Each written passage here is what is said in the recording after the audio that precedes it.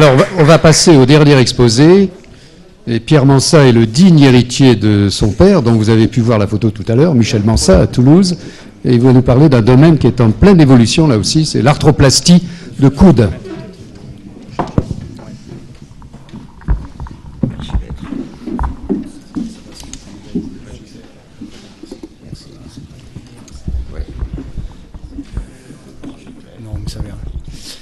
Madame et messieurs les membres de l'Académie, monsieur le Président, chers confrères, chers modérateurs, je remercie le professeur Merle de m'avoir invité à cette session pour me donner l'opportunité de vous présenter l'état de l'art sur les arthroplasties du coude.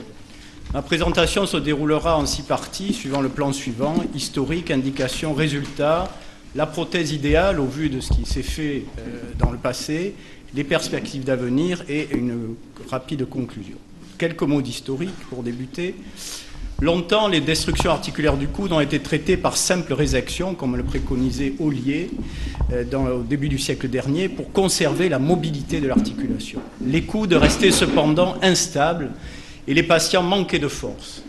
L'arthrodèse du coude était l'alternative thérapeutique, mais le handicap engendré par cette fusion a limité ces indications. C'est donc pour améliorer la fonction du coude que sont apparus les premiers remplacements prothétiques de cette articulation. Les premières tentatives ont été des échecs et c'est en 1970 que la première prothèse du coude moderne est apparue, c'était la prothèse de Dee, Dee étant un anglo-saxon. Il s'agissait d'une prothèse à charnière contrainte qui possédait un seul degré de liberté. Les résultats à court terme étaient favorables, mais rapidement sont apparus des décellements, comme on peut le voir sur la radiographie, en raison du caractère trop contraint de ces implants sur une articulation relativement fragile. Pour pallier à ces échecs, de simples prothèses de resurfaçage ont alors été conçues, sans tige, qui ne remplaçaient que la surface articulaire, qui à l'époque devait être des chirurgies dites mini-invasives. Rapidement, malheureusement, des instabilités, cette fois-ci prothétiques, sont apparues qui ont freiné, voire arrêté leur développement. Il y a eu ensuite une phase de retour aux bases, je dirais, une étude plus précise de l'anatomie de cette articulation, de la biomécanique articulaire, notamment de la résultante des forces autour du coude, avec notamment, comme vous voyez sur ce schéma, une résultante principale de direction antéro-postérieure qui était à l'origine d'un grand nombre de décellements d'implants, d'instabilité des implants. Et l'étude de la cinématique articulaire a permis de progresser dans la connaissance et la conception des prothèses de coude. Il y a alors eu 2 directions dans la conception du coude, dans la conception de ces prothèses. La première direction, c'était la création de prothèses sans charnière, dont la particularité était de reproduire l'anatomie par une forme anatomique, je dirais, de la partie articulaire de l'articulation, tout en préservant les ligaments collatéraux pour assurer la stabilité de l'implant. Il n'y avait pas de stabilité intrinsèque à l'implant, il fallait donc un capital osseux favorable, conservé. Il fallait également une reconstruction des structures ligamentaires pour obtenir la stabilité de cet implant. L'avantage, c'était moins de contraintes au niveau de l'interface entre le ciment et l'os, donc moins de risque de décellement. L'inconvénient, c'était le risque potentiel d'instabilité de ces prothèses. Il existait des prothèses dites de resurfaçage non anatomiques, avec une partie cylindrique qui reproduisait l'anatomie de l'humérus distal, qui s'articulait avec une partie, voyez, concave sur l'ulna, et des prothèses dites plus anatomiques, avec une trochlée humérale qui s'approchait de la trochlée anatomique. Actuellement, la plupart de ces prothèses ne sont plus fabriquées. Le deuxième type de prothèse était représenté par des prothèses à charnière. Mais contrairement à la première génération de prothèses à charnière, c'était des charnières dites semi-contraintes, permettant d'assurer la stabilité du coude, quelle que soit la situation locale, ligamentaire ou osseuse.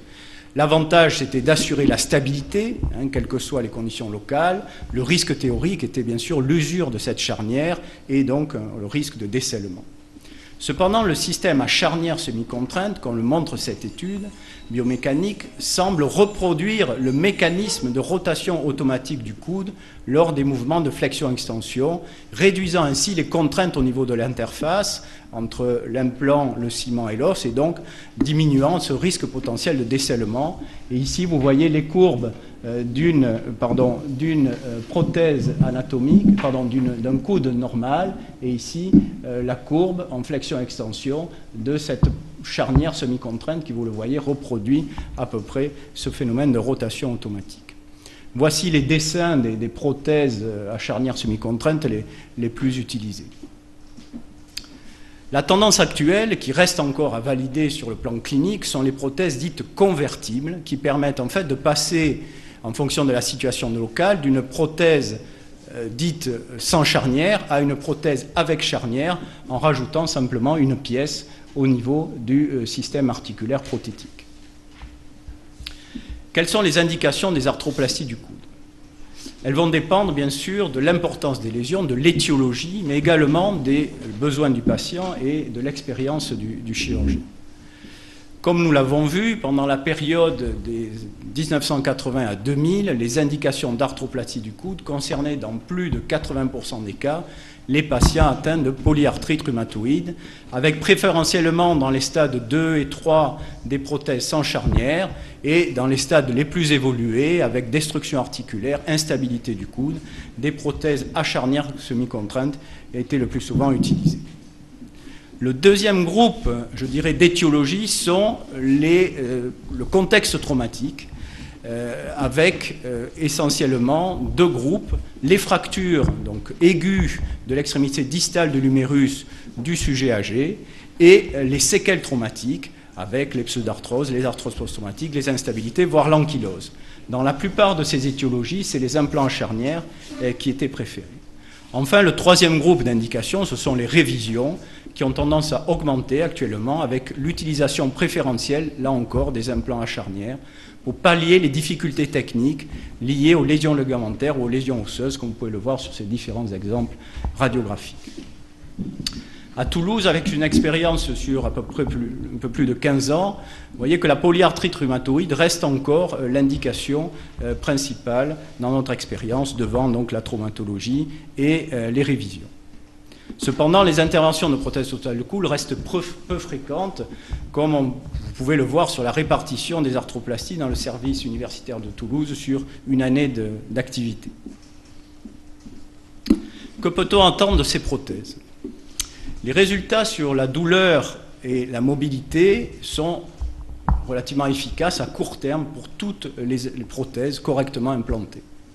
Cependant, dans la littérature, seules quelques études ont rapporté des résultats au long terme à plus de 10 ans de recul. Et c'est ce qui nous intéresse, bien sûr, lorsqu'on met en place une arthroplastie.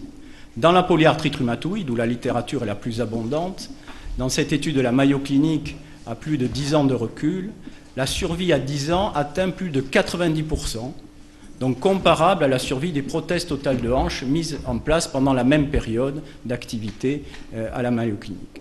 Donc on peut dire, à la suite de cette publication, que c'est une intervention qui peut être gagnante pour le patient. Cependant, dans cette nouvelle série de la Mayo Clinic, qui a été réactualisée avec plus de 400 patients suivis 9 ans en moyenne, on s'aperçoit que le taux de complications augmente avec le recul, avec des révisions nécessaires pour décèlement de l'implant dans 6% des cas et pour infection dans près de 2% des cas. Ces complications apparaissent en moyenne plus de 7 ans après la mise en place de la prothèse, qui a fait dire aux auteurs que les études de moins de 5 ans de recul, finalement, sous-estimaient le taux d'échec et qu'il ne fallait pas être trop optimiste dans ces études à court terme. Une étude a permis de comparer différents types d'implants dans la même étiologie qui était la polyarthrite rhumatoïde, avec 3 types d'implants, sans charnière anatomique, sans charnière non anatomique et avec charnière semi-contrainte. Si les résultats cliniques étaient identiques, quel que soit le type de prothèse, la survie était meilleure pour la prothèse à charnière, ce qui était théoriquement pas forcément l'hypothèse initiale, puisqu'on pensait que les prothèses sans charnière, finalement, entraînaient moins de problématiques et moins de révisions. Les auteurs concluaient, finalement, à la suite de cette étude, que la prothèse à charnière semi-contrainte n'entraînait pas plus de risque de décèlement que les prothèses sans charnière. La Mayo Clinic a confirmé dans sa grosse expérience cette tendance en montrant que les prothèses à charnière présentaient une survie plus favorable que les prothèses sans charnière, et ceci d'autant plus qu'il existait dans cette étude comparative 50% d'étiologies traumatiques dans le groupe des prothèses à charnière qui péjorent habituellement cette survie. La méta-analyse de la littérature a permis de colliger le taux de survie des différentes prothèses dans le cadre de la polyarthrite rhumatoïde. Vous voyez ici les principales prothèses utilisées dans le monde. Il en résulte que la charnière encore semi-contrainte, les prothèses à charnière semi-contrainte semblent donner les meilleurs résultats au long terme dans la polyarthrite rhumatoïde, avec, vous voyez, 92% à 12 ans pour la prothèse de Conan-Moret et 68% de survie à 20 ans, ce qui est intéressant pour nos patients.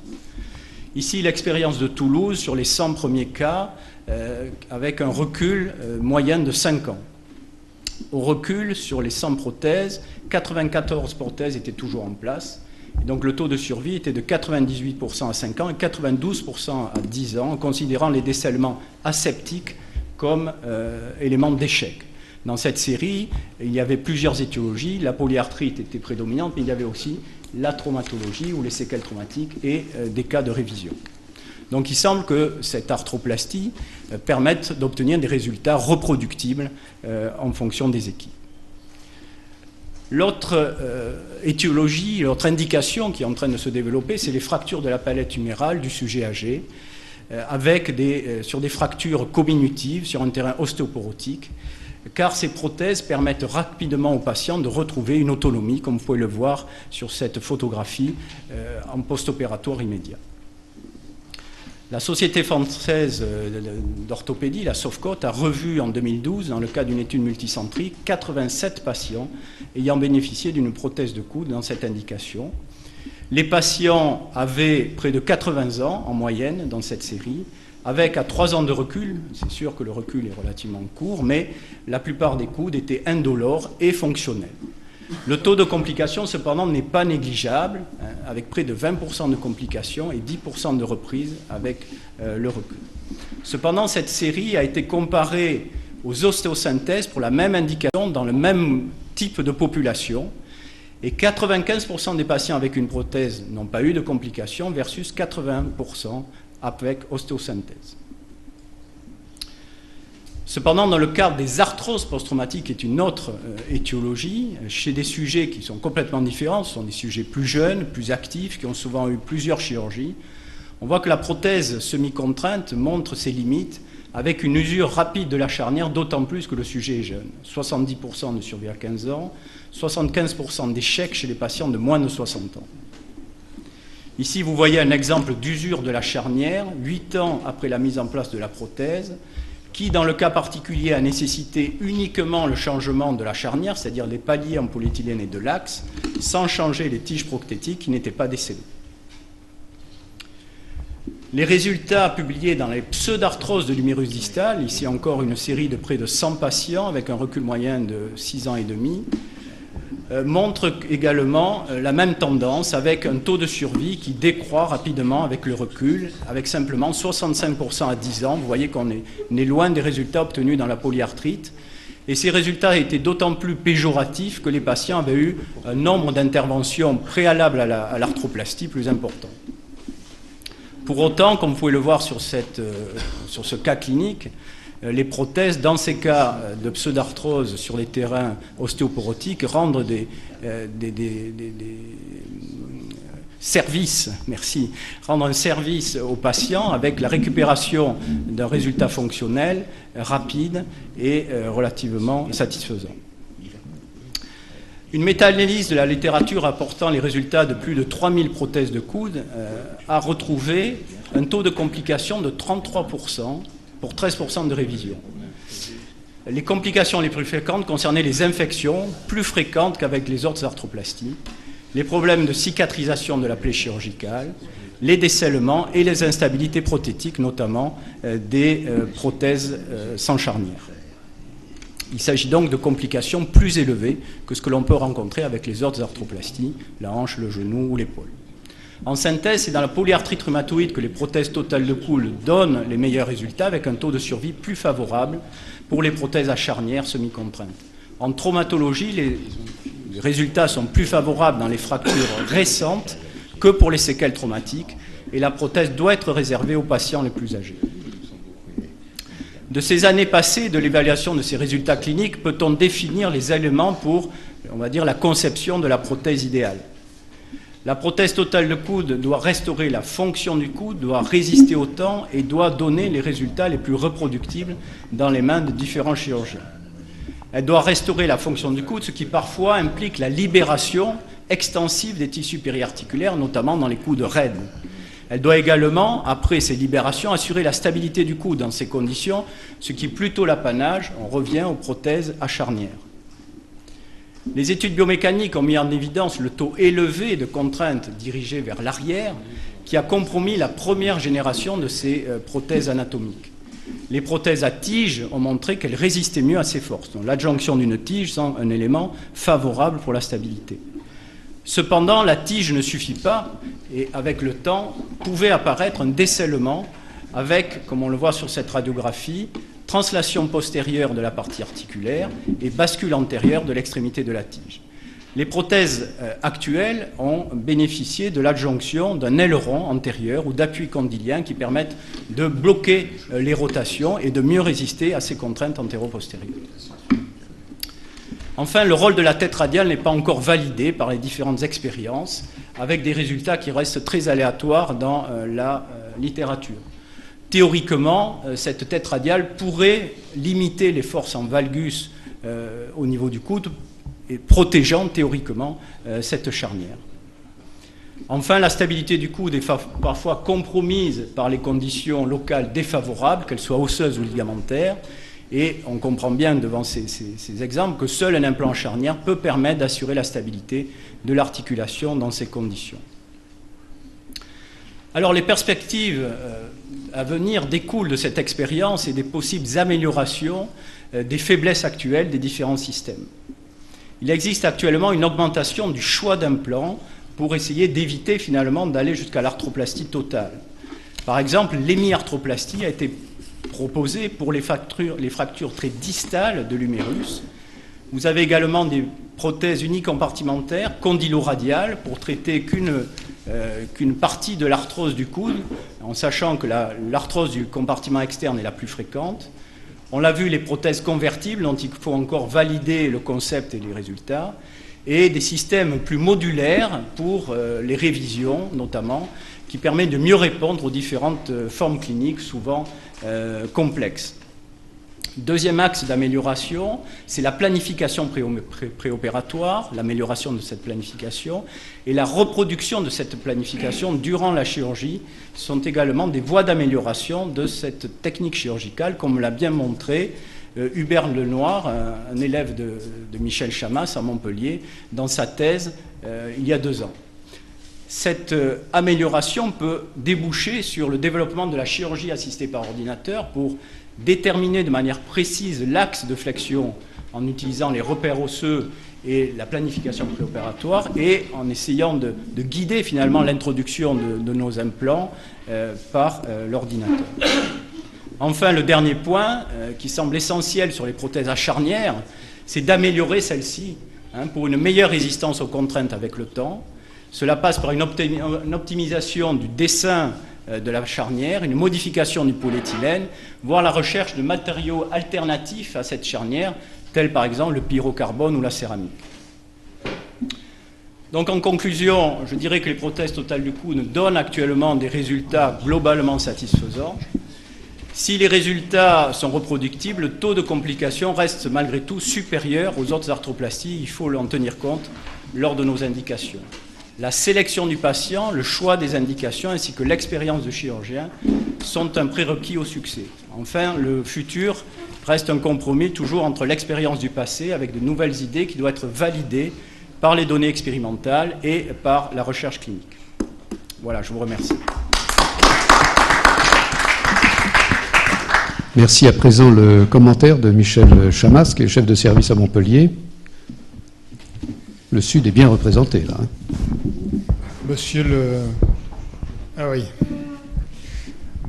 Messieurs, merci de rester à cette heure tardive pour écouter ce commentaire. Alors effectivement, c'est une dernière session méridionale et je remercie le professeur Michel Merle et le professeur Masquelet de nous avoir permis de venir ici, de partager cette séance extrêmement instructive et je remercie aussi l'ensemble des membres de l'Académie nationale de chirurgie pour l'honneur qu'ils nous font de nous recevoir. Alors, ce n'était visiblement pas la coutume, donc j'avais préparé malgré tout quelques diapos avec un petit clin d'œil à la fin. Je ne pouvais pas ne pas le faire, compte tenu de l'historique du lieu et des liens qu'il y a au niveau de l'Académie royale de chirurgie entre Paris et Montpellier. Donc c'est avec beaucoup de plaisir que j'ai écouté Pierre Mansat, que j'avais écouté son père sur ces sujets-là. Pierre, en toute modestie, n'a pas évoqué son parcours, je vais le faire très rapidement. Il a été l'un des élèves de Morée à la Mayo Clinique et a acquis, grâce à cela, une expérience considérable en matière de chirurgie du coude, mais aussi de chirurgie de l'épaule. Et c'est à ce titre qu'il a été invité pour parler de l'état des lieux de cette intervention aujourd'hui, qui reste malgré tout quelque peu controversée et qui a du mal à trouver sa place dans l'arsenal thérapeutique en chirurgie du membre supérieur. Pourquoi une arthroplastie prothétique du coude? Est-ce qu'il y a une évolution récente des indications? A-t-elle une légitimité enfin retrouvée? Est-ce l'occasion d'une réflexion sur les réseaux de soins? Et quel sera l'avenir? Donc c'est un petit peu ces réflexions que m'ont suscité l'envoi de la présentation de Pierre. Alors, comme l'a très bien souligné Michel Merle dans son exposé, dans son plaidoyer, il y a une diminution des indications annuelles des arthroplasties prothétiques, mais ce n'est pas spécifique aux membres supérieurs. C'est l'ensemble de la chirurgie prothétique des membres qui a subi une baisse drastique au cours de ces dernières années du fait des biothérapies. Alors les rhumatologues faisaient beaucoup de résistance à nous montrer les patients, et puis c'est vrai qu'aujourd'hui ils commencent à nous les remontrer. C'est vrai qu'à Toulouse comme à Montpellier, nous avons des consultations médico-chirurgicales régulières, 1 à 2 fois par mois, pour voir ces patients. Et on voit des formes vieillies ou des échappements thérapeutiques. Et je dirais, heureusement pour les chirurgiens, il y a encore quelques patients. Mais le problème est, qu'a souligné Michel Merle de manière très importante, c'est qu'il faut apprendre les jeunes, il faut qu'il y ait des relais. Et aujourd'hui, il va falloir réfléchir là-dessus. Donc, sur cette étude faite en Scandinavie sur les indications de prothèses et la réalisation, eh bien, vous voyez que les prothèses PR eh bien, sont dépassées par les prothèses dans les indications non PR, et ceci va de pair avec l'augmentation de l'utilisation des biothérapies au fur et à mesure des années. Par contre, autant il y a une diminution de l'indication annuelle des arthroplasties, et ça, Pierre l'a très bien montré dans sa statistique, autant il y a une augmentation de cette incidence annuelle dans les cas non rhumatoïdes, et notamment post-traumatiques. Il a très bien souligné les indications au niveau des fractures complexes de la palette humérale chez des patients ostéoporotiques, avec de difficiles problèmes d'ostéosynthèse, et tout ce que la comporte en termes de perte d'autonomie, de perte de qualité de vie, le coude et l'articulation liaison entre l'épaule et la main, et c'est une articulation fondamentale. Les degrés de mobilité fonctionnels, c'est moins de 30 degrés, 130 degrés, comme l'avait montré la Mayo Clinique. Ceci est extrêmement important à restaurer pour préserver l'autonomie de ces patients qui souvent ont des problèmes polyarticulaires. Et puis les séquelles post-traumatiques, comme Pierre l'a très bien montré, peuvent bénéficier de ce type de traitement dans des cas particuliers. Alors, une légitimité confirmée chez des patients atteints de PR, on le sait, Pierre l'a très bien montré au niveau des courbes dure-survie, l'expérience outre-Atlantique, l'expérience qu'il a dans son service, l'expérience aussi que partagent les équipes françaises et européennes, les symposiums au niveau de la SOFCOT auxquels il a participé. Ça doit être... par contre, il y a aussi une légitimité retrouvée dans le traitement des fractures cognitives de la palette humérale chez des patients âgés, avec ostéoporose et comorbidité, ça c'est très important, et ça doit être intégré dans la stratégie de prise en charge des complications fracturaires de l'ostéoporose, vous savez, qui sont un problème de santé publique considérable. Mais aussi dans les séquelles post-traumatiques chez des patients âgés et informés. Il doit y avoir une éducation thérapeutique chez ces patients. Par contre, ces prothèses ne peuvent pas être recommandées dans les autres indications de reconstruction du coude, sauf cas particulier, comme Pierre l'a très bien dit, chez des patients plus jeunes ou très actifs, le taux de complication est parfois inacceptable. Il faut savoir qu'aujourd'hui, l'âge civil n'a plus de valeur, messieurs, parce que les octogénaires d'aujourd'hui sont les sexagénaires d'hier. C'est ce que je répète à longueur de consultation en voyant ces retraités qui migrent vers le sud à partir des départements du Nord.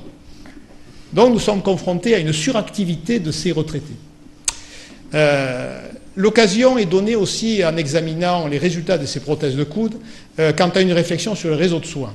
En effet, plusieurs études ont montré, je vous en ai sorti les principales, montrant une corrélation entre la qualité des résultats et leur longévité et l'expérience des centres spécialisés. Comme vous voyez, du point de vue épidémiologique, les étiologies ne sont pas très fréquentes. Le nombre de cas dans des centres spécialisés est, on va dire, entre 10 et 20 par an. Donc, il est clair que l'expérience d'un chirurgien va être considérable, notamment dans des cas complexes, et Pierre l'a très bien souligné. Et là, il faut réfléchir sur des centres référents sur ce type de pathologie. Enfin, l'avenir, il l'a dit. Alors, j'irai peut-être pas vers la prothèse idéale, parce qu'on n'a pas tous les ingrédients aujourd'hui, mais enfin, tendre vers cette prothèse idéale. Les indications, et ça, les améliorations des résultats sont aujourd'hui autant le fait de l'amélioration technologique que de l'amélioration des indications et de prise en charge des patients. Le dessin, notamment métaphysaire, et pas seulement diaphysaire, les matériaux, le positionnement, navigation, réalité augmentée, et puis ce qui fait le lot quotidien des gens qui s'occupent d'arthroplastie, de reprise de prothèses de hanche, de reprise de prothèses de genoux, eh bien c'est le stock osseux dans les reprises, les parties molles, et notamment pour le coude, c'est le triceps qu'il faut reconstruire, et ce sont des techniques chirurgicales difficiles, demandant beaucoup d'expérience de la part du chirurgien. Alors, je ne voulais pas finir ces commentaires sans un clin d'œil à l'Académie de chirurgie, clin d'œil de François de la Péronie, qui trône au niveau de la salle du conseil de l'UFR de médecine, où nous nous réunissons une fois par mois lors du conseil de l'UFR. La Péronie et Barthès, depuis 1865, sont côte à côte à l'entrée de la faculté de médecine. Le chirurgien, le médecin, c'est la réunification médecine-chirurgie après la Révolution. Et puis le legs de la Péronie, 100 000 livres à l'époque, en 1757, qui avait permis de construire cet hôtel 5 hommes et l'amphithéâtre d'anatomie, qui devait être le pendant, l'annexe de l'hôtel 5 hommes de Paris. Je vous remercie. Merci. Avant de conclure, est-ce qu'il y a des questions ou des commentaires essentiels? Non. Bah alors, merci Michel. En tout cas, je terminerai d'un mot en disant qu'au-delà de la diversité des exposés auxquels vous avez pu assister, je crois qu'il y a une idée commune, sous-jacente, c'est qu'il faut continuer fermement et résolument à faire valoir la chirurgie. Et nous avons de bons arguments qui ont été développés à travers les divers exposés, l'évolution des techniques, l'approfondissement de la réflexion, et puis aussi la validation des résultats qui maintenant ont jusqu'à 20 ans, 30 ans de recul, nous l'avons vu. Alors, il reste un certain nombre de problèmes aussi qui ont été évoqués et auxquels il faut s'atteler, notamment l'intégration dans des équipes multi- ou pluridisciplinaires qui vont faire progresser, le problème de la transmission de la connaissance, c'est-à-dire la formation des plus jeunes, et puis enfin quand même le butoir, semble-t-il, qui semble de se dessiner, c'est celui de la limite de la physiologie ou de la biophysiologie, et je crois que nous sommes à l'aube là d'une véritable rupture, sinon d'une révolution. Merci en tout cas de nous avoir accueillis. Je tenais au nom de l'Académie à vous remercier chaleureusement pour cette excellente séance et vraiment souligner la qualité des exposés auxquels nous avons assisté. Un très grand merci.